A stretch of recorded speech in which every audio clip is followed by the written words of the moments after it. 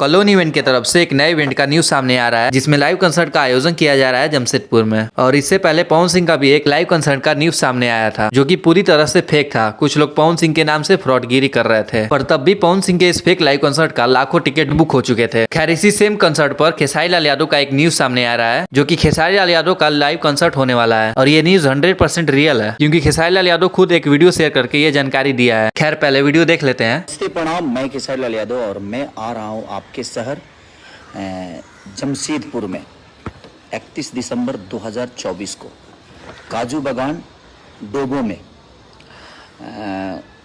Colon event की तरफ से। और इस नए साल के अवसर पे आप भी आइए और एक खूबसूरत बनाते हैं हम लोग संगीत के माध्यम से, अपने डांस के माध्यम से। तो तैयार हो जाइए 31 दिसंबर 2024 को मेरे साथ।